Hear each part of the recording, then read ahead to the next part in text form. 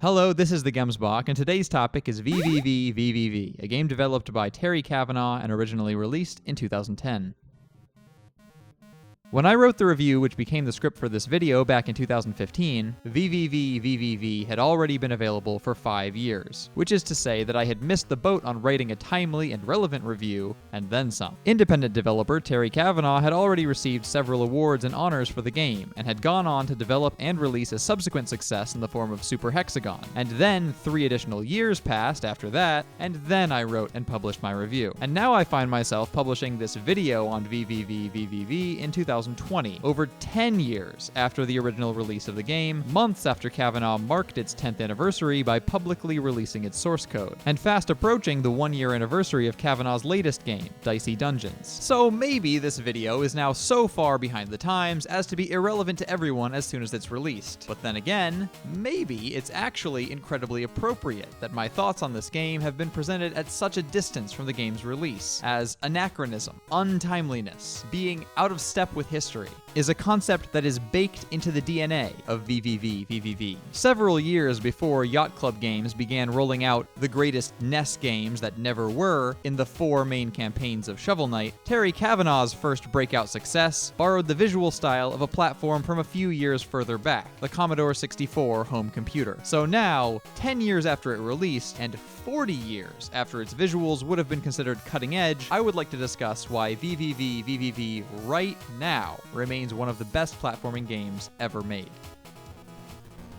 Like the game's developer and composer, I'm going to begin referring to it as simply V from here on out. In V, the gameplay mechanic around which the game is designed is player character Captain Viridian's inability to jump like a normal platforming hero. Instead, the player is granted control over the good captain's vertically oriented direction of gravity. That's it. You just flip him up and down to cross gaps, dodge obstacles, and pass spikes. Sounds pretty easy, right? Well, not exactly. See, Captain Viridian and his obstacles move and fall quickly, requiring precise inputs and mastery of the mechanics to beat many rooms in the game. Like its ancestral cousins from the early 80s, V is a game built out of rooms, or screens, or boxes. Whatever you want to call them, they're single-screen obstacle courses like the levels in the earliest Mega Man games. But unlike the linearity of a Mega Man level entered through a menu system, the deservedly lauded levels of V are entered falling up and down through a sprawling, otherworldly spacescape that ties the project together across a tightly woven map. The actual shape of the map, then, ends up being something like a madly tangled octopus, with a teleporter at the end of each limb. Each of the tentacle-like levels branching off from the game's messy hub houses an exploration of a singular mechanical conceit. For instance, one such section ties the flipping mechanic to contact with flashing lines placed in the level, and another is an auto-scroller spanning the entire vertical distance of the map. These conceits are well implemented, and the individual rooms in the game, from start to finish, represent a masterclass in elegant level design. When one first begins the game, one can hardly imagine the immense amount of variation and invention in room designs which will be packed into the experience before the game is done, many of which tie neatly into the game's aesthetics, which I'll cover shortly. Due to its copious checkpoints, it is very far from being the hardest platformer I have played, but some of its minigames, time trials, and collectibles are truly devious and demanding, so there is something here to challenge just about anyone, even if the whole campaign and all its collectibles can be obtained in just a couple hours by a new player if they've played their way through a few difficult platformers in the past. And the swiftness of death in the game's dimension still makes it one of those games for which watching a speedrunner effortlessly destroy it can be cathartic. Yep,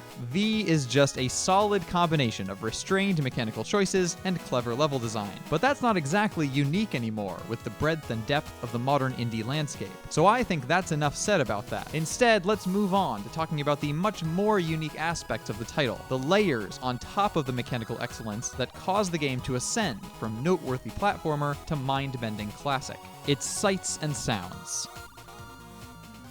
V is a game whose aesthetics leave everything to be desired, but which uses its sparse, sometimes baffling visual presentation, in conjunction with Magnus Paulsson's also anachronistic, modernized, chiptune-esque masterpiece of a score, to set an incomparably otherworldly mood, plucked straight out of 1980s video game logic. It taps into the often overlooked way that the visuals of the earliest generations of games carried with them an interesting set of potentially unsettling retro-futurist qualities, recalling the analog futures envisioned by works like 2001: A Space Odyssey and the original Star Wars. As I said in the introduction, the initial impression of simplicity and old-fashionedness comes in large part from V borrowing from the simple color schemes, minimal animations, and discrete pixelated objects of games on old computer systems like the Commodore 64. Most of V's rooms contain only elements which would fit cleanly into a grid pattern, and Captain Viridian himself is essentially a rectangle that lacks all but the most primitive animations. While this can be jarring initially, its exceptional clarity ties back into the mechanical precision of the game by making the player's task in a given room, and the player character's all-important hitbox, immediately discernible. Speaking of harmonies between the mechanics and aesthetics, the speed of the game brings about another effect: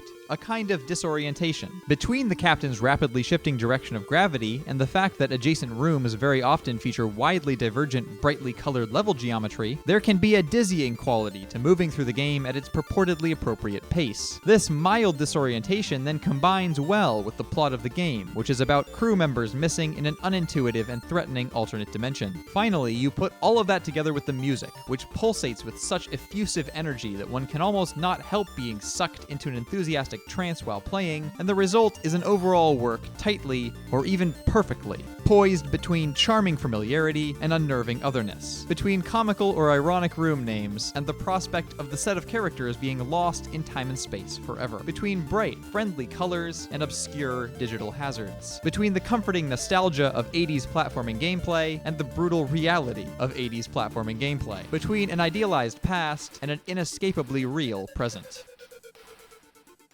If you're a platformer fan like me, V will give you an adequate challenge and a high level of enjoyment for its cost. If you're an admirer of games that come close to the guarded realm of art without losing sight of what makes a game enjoyable, this game will show you adventure, concern, and frustration in a bright and vivacious package. And if you're a really dedicated completionist, good luck.